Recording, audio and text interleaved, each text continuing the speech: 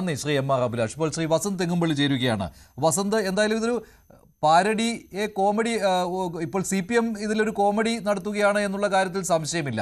അതായത് അയ്യപ്പ ഭക്തിഗാനം അതിനെ വികലമായിട്ട് ചിത്രീകരിച്ചു എന്നൊക്കെയാണ് CPMന്റെ വാദം. എങ്ങനെ പ്രതികരിക്കുന്നു?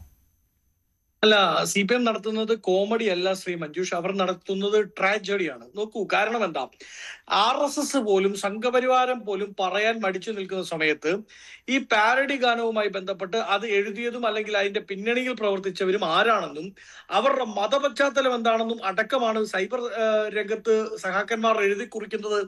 അവരുടെ മതപശ്ചാത്തലം രാജു പറയുന്ന കാര്യം, രാജു എബ്രഹാം പറയുന്നത് കോൺഗ്രസും ലീഗും ചേർന്ന് വർഗീയ ധ്രുവീകരണം നടത്തുകയാണ് എന്നൊക്കെയാണ്. യെസ്, തീർച്ചയായും. നോക്കൂ, ഈ പാട്ട് ഇന്നും ഇന്നലെ അല്ലല്ലോ ശ്രീ മഞ്ജുഷ് വെളിയിൽ വന്നത്. ഈ പാട്ട് ഇലക്ഷന് മുമ്പ് വന്നതല്ലേ. ഇലക്ഷനിൽ ഈ ഗാനം ഇത്രമാത്രം വലിയ തിരിച്ചടി ഇവർക്ക് ഉണ്ടാക്കുമെന്നും ഇലക്ഷന്റെ മെയിൻ അജണ്ട അത് ശബരിമലയിലെ അയ്യപ്പന്റെ ദ്വാരപാലകരായ ഡെയ്റ്റി തന്നെയായി ദൈവം തന്നെയായ ദ്വാരപാലകരെ അടിച്ചു മാറ്റിയ ദേവസ്വം ബോർഡിന്റെ മന്ത്രിയും അടക്കമുള്ളവരായിരിക്കും സെൻട്രൽ അജണ്ട എന്ന് ഇവർ തിരിച്ചറിഞ്ഞിരുന്നില്ല. അത് തിരിച്ചറിഞ്ഞു റിസൾട്ട് വന്നപ്പോ.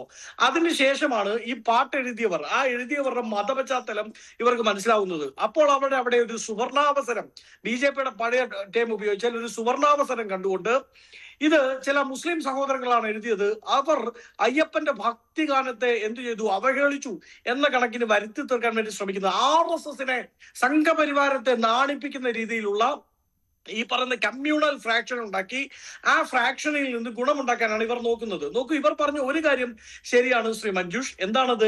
ഈ സഹാക്കന്മാർ പറയുന്നത് ഭക്തർക്ക് വലിയ വേദന ഉണ്ടാക്കി ഈ ഗാനം എന്നത് ആണ്. അവരുടെ ആ ടേക്ക് ശരിയാണ്, ഞാൻ അത് അംഗീകരിക്കുകയാണ്. ഭക്തന്മാർക്ക് ഒരുപാട് വേദന ഈ ഗാനം ഉണ്ടാക്കിയിട്ടുണ്ട്.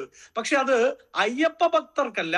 ആ ഗാനം ബുദ്ധിമുട്ടുണ്ടാക്കിയിരിക്കുന്നത് പിണറായി ഭക്തർക്കാണ് എന്നതാണ്. ഭക്തന്മാർക്ക് വിഷമം ഉണ്ടാക്കിയത് ശരിയാണ്, പക്ഷെ അത് അയ്യപ്പ ഭക്തന്മാർക്കല്ല, പിണറായി ഭക്തന്മാർക്കാണ് എന്നുള്ളതാണ് യാഥാർത്ഥ്യം.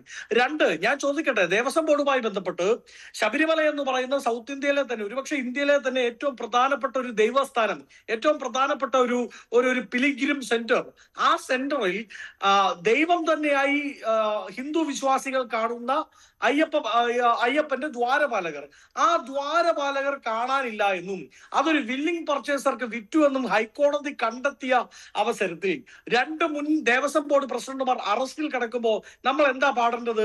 മറ്റേ കരിനിഴലാണേ, സൂര്യനാണേ, ചന്ദ്രനാണേ, പിണറായി സഹ നീണാവാഴുക എന്ന് പറഞ്ഞ് നമ്മൾ ഇവിടെ ഇരുന്ന് ഒപ്പന കളിക്കണം എന്നാണ് ഇവർ ഉദ്ദേശിക്കുന്നത്.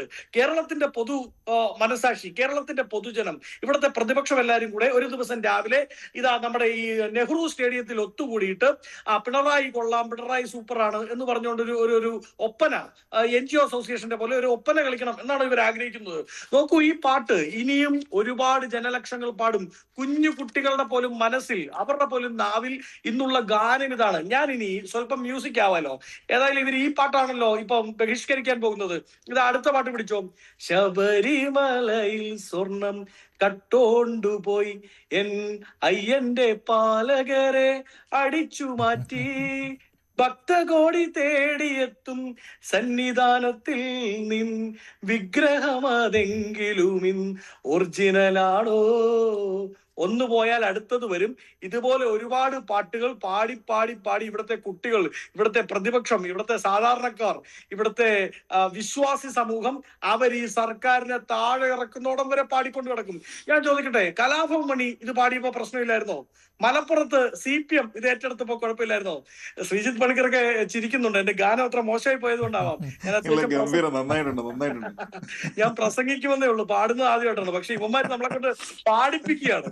പാടാത്ത എന്നെ കൊണ്ട് പോലും പാടിപ്പിക്കുന്ന മാജിക് ആണ് പിണറായി സർക്കാരിന്റെ അഴിമതിയിൽ ഒളിച്ചിരിക്കുന്നത് എന്നാണ് യാഥാർത്ഥ്യം. അതുകൊണ്ട് തൽക്കാലം ഇവരുടെ ഈ പറയുന്ന ഭയം, ഭക്തി, ബഹുമാനം, ബബ്ബ ഉണ്ടല്ലോ, സർക്കാരിനോട് വേണം എന്ന അവരുടെ വാശി. ശരി വസന്ത്, ശ്രീജിത്ത് പണിക്കർ, ഇതിനകത്ത്